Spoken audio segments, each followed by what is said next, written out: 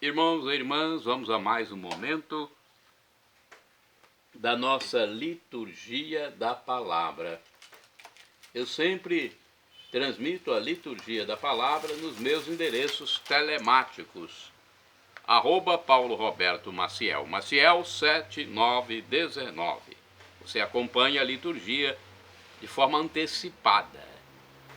Eu procuro ajudar, colaborar com os meus amigos presidentes de celebrações. Então, é muito fácil. @Paulo Roberto Maciel, Maciel 7919. Você vai ao YouTube, lá eu tenho mais de 9.600 vídeos. Vai ao Instagram, ao Facebook, ao blog, ok? Neste vídeo, a liturgia é referente ao dia 29 de fevereiro de 2024.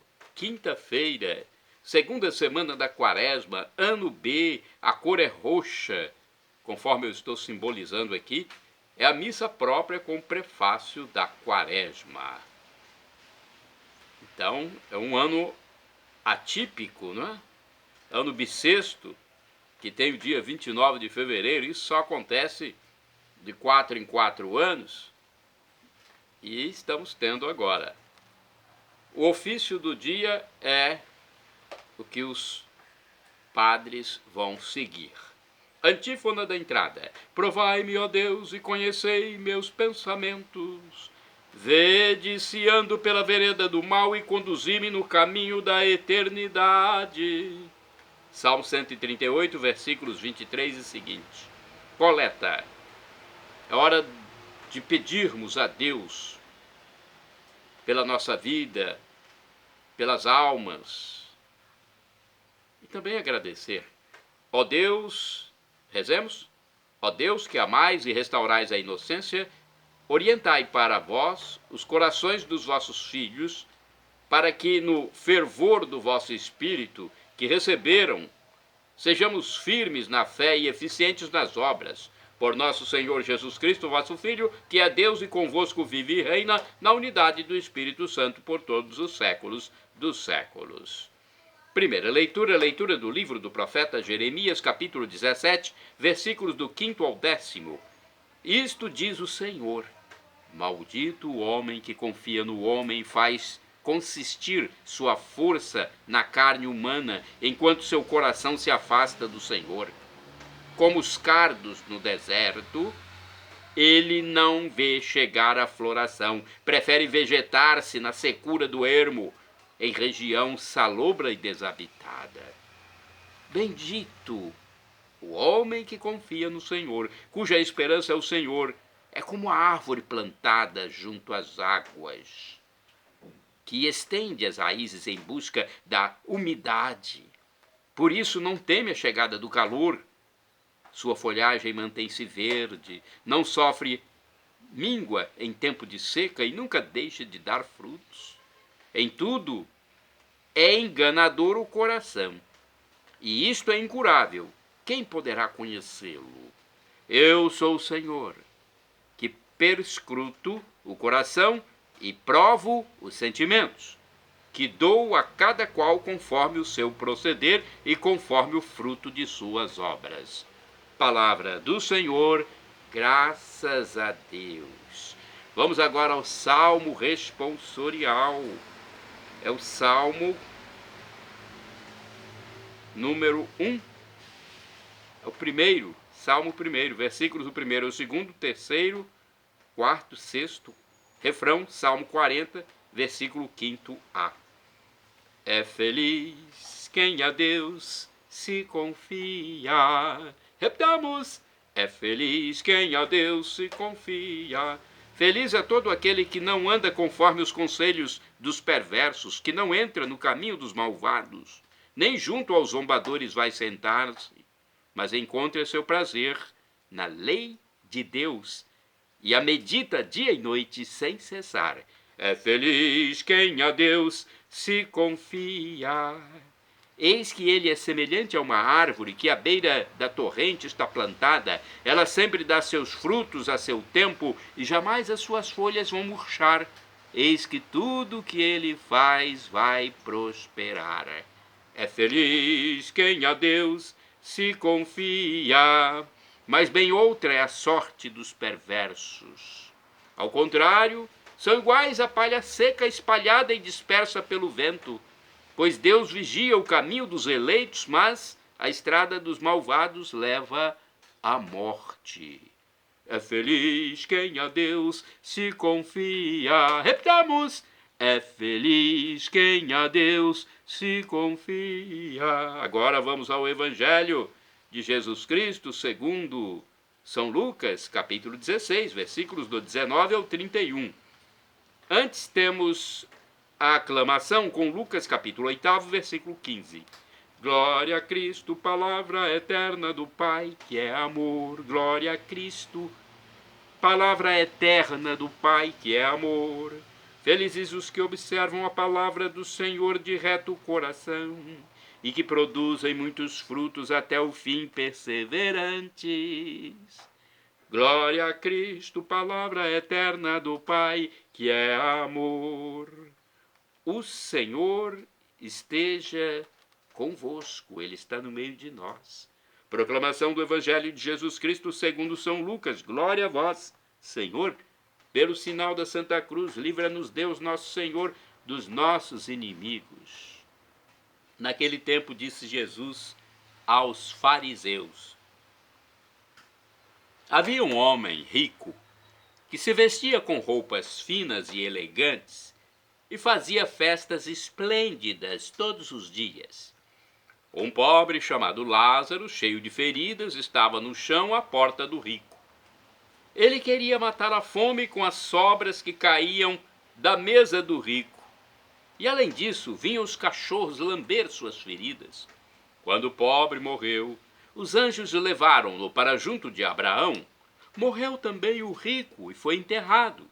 Na região dos mortos, no meio dos tormentos, o rico levantou os olhos e viu de longe a Abraão, com Lázaro ao seu lado.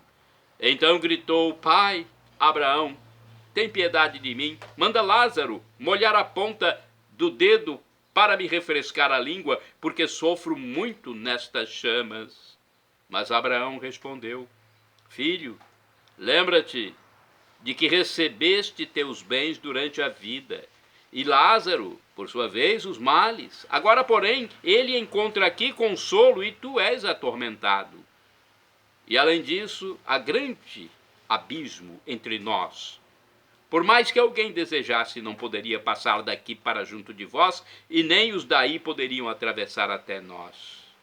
O rico insistiu: Pai, eu te suplico, manda Lázaro à casa do meu pai, porque eu tenho 5 irmãos. Manda preveni-los, para que não venham também eles para este lugar de tormento. Mas Abraão respondeu: eles têm Moisés e os profetas, que os escutem. O rico insistiu: não, pai Abraão, mas se um dos mortos for até eles, certamente vão se converter. Mas Abraão lhe disse: se não escutam a Moisés nem aos profetas, eles não acreditarão mesmo que alguém ressuscite dos mortos. Palavra da salvação, glória a vós, Senhor. Olha, esse evangelho é muito bom para alertar a consciência dos malvados. Vamos aqui saber um pouco do que diz a Bíblia Sagrada, edição pastoral de 1990. A parábola é uma crítica à sociedade clássica, onde o rico vive na abstinência, onde o rico vive na abundância e no luxo, enquanto o pobre morre na miséria. O problema é o isolamento, o afastamento em que o rico vive, mantendo um abismo de separação que o pobre não consegue transpor. Para quebrar esse isolamento, o rico precisa se converter. Nada o levará a essa conversão se ele não for capaz de abrir o coração para a palavra de Deus, o que o leva a voltar-se para o pobre.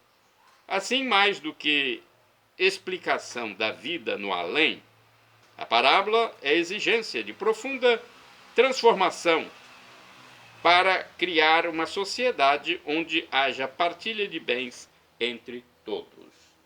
Vamos a outra reflexão do livro Palavra e Vida 2013. Depois tem o Antônio Carlos Santini também.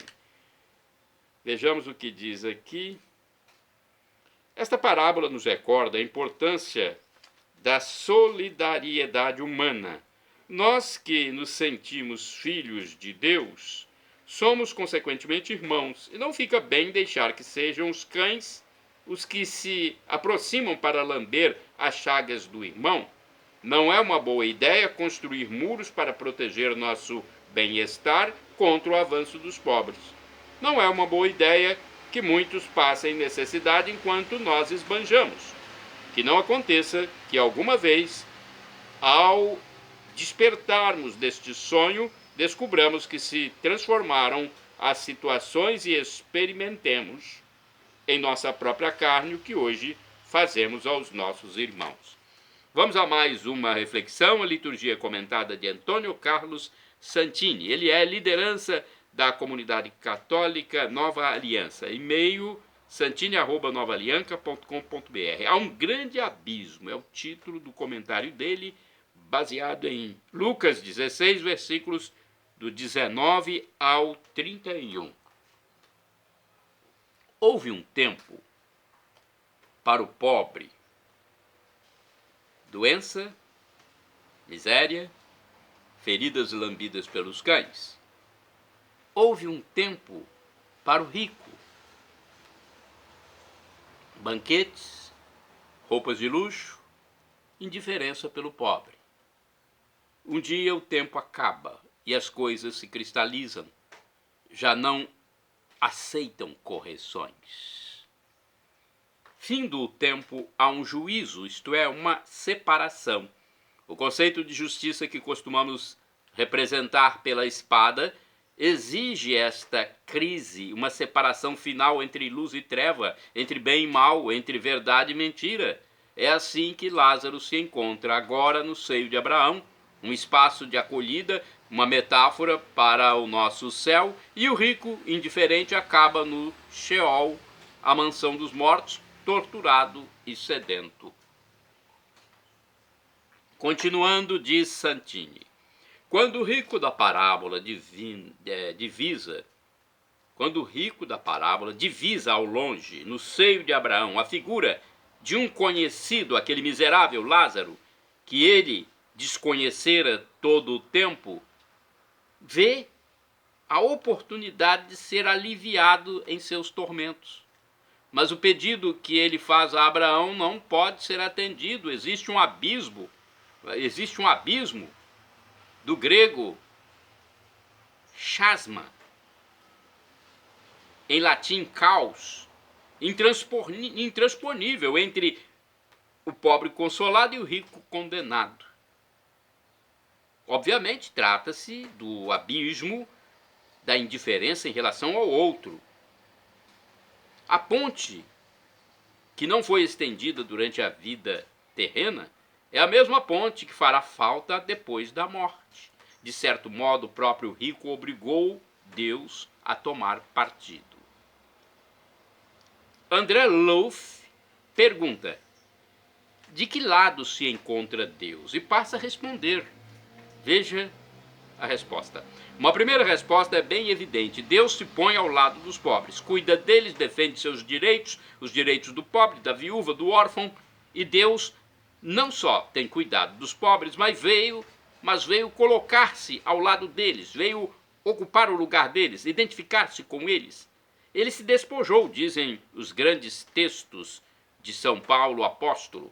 Ele se esvaziou, ele se rebaixou, conforme a carta aos Filipenses, capítulo 2, versículo 2, de rico ele se fez pobre, em Jesus Cristo, pobre e abaixado. Deus assumiu o rosto da miséria humana e, deste modo, é para eles que a boa nova é dirigida. É a eles que pertence o reino. O que ocorre quando o pobre grita? A cada grito do pobre, Deus nos interpela. Deus nos estende a mão, Deus se faz nosso mendigo. Sobre nossa terra, de agora em diante, toda a pobreza é um sinal evidente de Deus.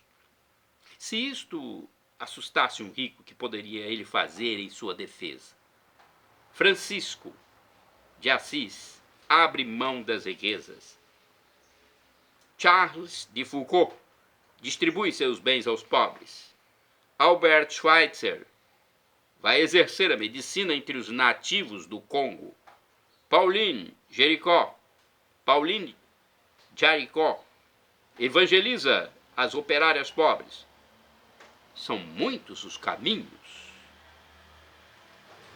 Mas essas iniciativas só deram certo porque Francisco de Assis, Charles, Albert e Pauline se sentiam pobres e por isso mesmo dependiam de Deus em tudo.